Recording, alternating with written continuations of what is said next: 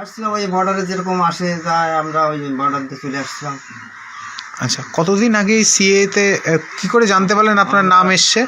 এই নরেন্দ্র মোদী যে আমাকে যে স্বরাষ্ট্রমন্ত্রী যে বিলটা পাস করাইছিল, তার পরপরই আমি মানে ওইটা খেয়াল নেই, পরপরই আমি ওইটা আবেদন করি। আবেদন করলে তারপরে আমি ওই সময় আবেদন করছি। তারপরে আমি এখন 3 মাস আগে আমার হিয়ারিংয়ে ডাকিছিল। কোথায় ডেকেছে? মোবাইলে কৃষ্ণনগর।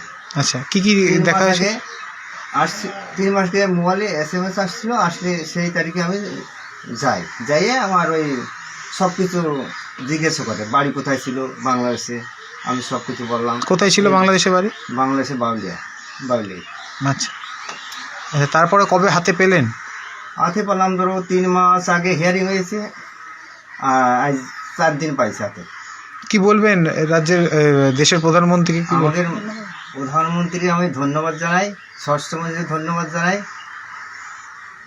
আচ্ছা, এইটা করে কি মনে হচ্ছে মানুষের উপকার? আমরা এইটা করে আমাদের এই জিনিসটা করছি। আমাদের একটা পাসপোর্ট করতে গেলে অনেক সময় আমাদের 71 সালে দলে চাই।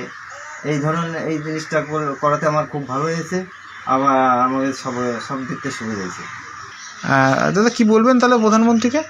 প্রধানমন্ত্রীকে ধন্যবাদ জানাই, স্বরাষ্ট্রমন্ত্রী ধন্যবাদ জানাই। আমাদের এই জিনিসটা পাওয়াতে, আমাদের সিএ কার্ডটা পাওয়াতে আমাদের পাড়াপতি পাশে যারা আছে তাকে আমি বলবো, আমি এই জিনিসটা করলে আমার খুব ভালো হবে। যাকে আমি সবাই প্রত্যেকটা লোকের বলবো।